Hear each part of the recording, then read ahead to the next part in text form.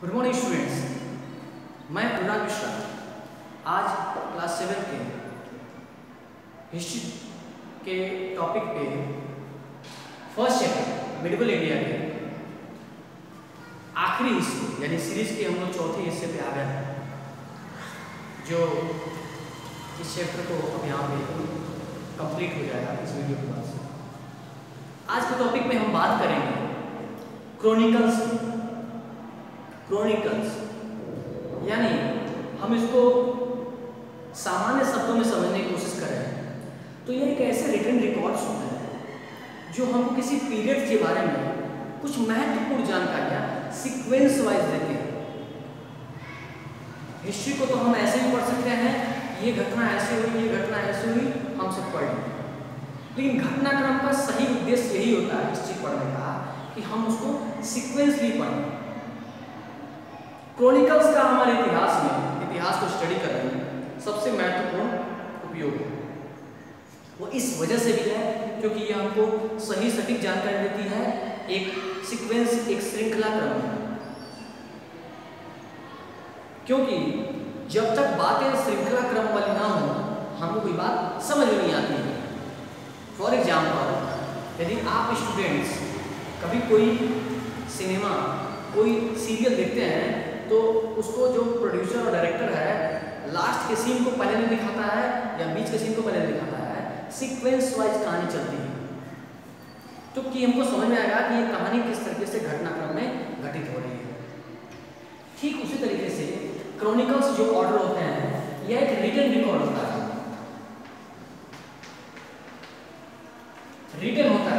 Written records होता है जो किसी घटना के बारे में सीक्वेंसली और सही जानकारी देता है। किस राजा के समय में कौन सी घटना हुई, उसके बाद से कौन सा राजा आया, फिर उसने कौन से युद्ध लड़े, फिर इस युद्ध के बाद से क्या हुआ, फिर कौन सा राजा बना, उसका उत्तराधिकारी कौन बना, फिर उसके मरने के बाद से कौन बना, ये सीक्वेंस वाइज चलता रहता है। ये हमको सही और सटीक जानकारी देते हैं किसी भी विषय के संबंध में। ऐसे में मिडिवल पीरियड्स में बहुत सारे ऐसे राइटर्स हुए जिन्होंने बहुत सारी घटनाओं के बारे में अपने पुस्तकों के माध्यम से उल्लेख किया है। जैसे हम बात कर रहे हैं राजतरंगिणी, जिसको कल्हण ने लिखा था, और यह पूरी कहानी, पूरा इतिहास बेस्ड है कश्मीर के इतिहास पर। यानी अगर आपको कश्मीर का इतिहास जानना हो तो यदि आप राजतरंगिणी पढ़ते हैं, कल्हण लिखी हुई पुस्तक है, तो आपको अच्छी जानकारी प्राप्त हो जाएगी और वो बिल्कुल सीक्वेंस वाइज लिखी हुई कहानी है।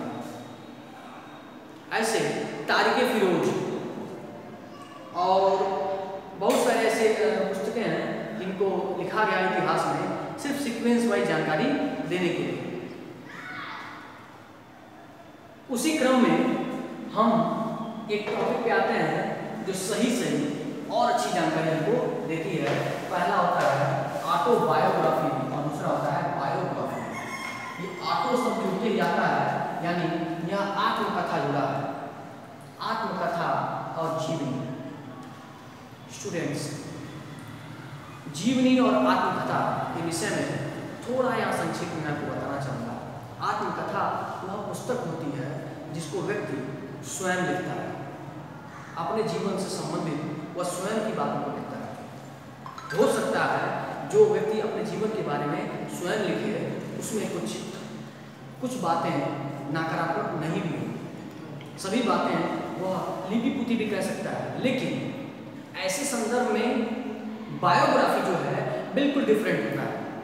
जीवनी जो होती है वह व्यक्ति दूसरे के जीवन के बारे में लिखता है, यानी आप किसी और के बारे में लिखेंगे जीवन से संबंधित, उसके जीवन की घटनाओं में, कोई घटनाओं के बारे में, तो आप उसके बारे में कुछ अच्छा, कुछ बुरा, कुछ नेगेटिव, कुछ पॉजिटिव सब लिखेंगे।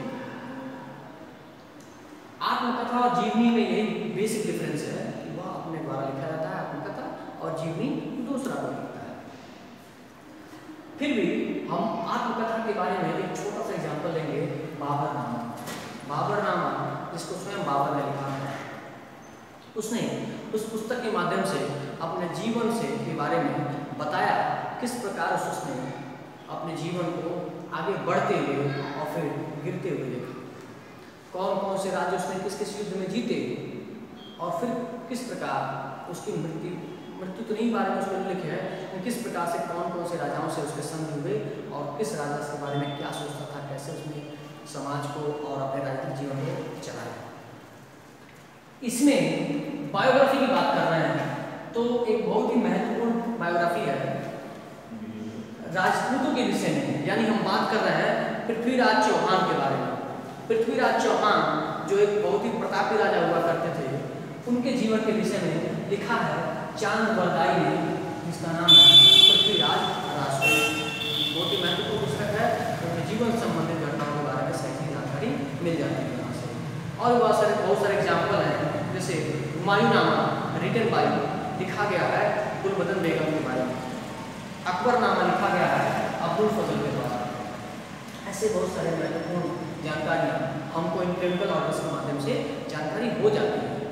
किसी विशेष संदर्भ में किसी जानकारी देने के लिए ये क्रॉनिकल्स, ये पुस्तक, ये ऑटोबायोग्राफी, ये बायोग्राफी बहुत ही सटीक जानकारी हमको देते हैं। ऐसे में इनका इतिहास में जो योगदान है वो अत्यंत महत्वपूर्ण है। उम्मीद है आपको इस वीडियो के माध्यम से बहुत ही महत्वपूर्ण जानकारी प्राप्त हुई होगी और विश्वास करते हैं आप इससे काफ़ी लाभ लेंगे। तब तक के लिए अपना ख्याल रखिए।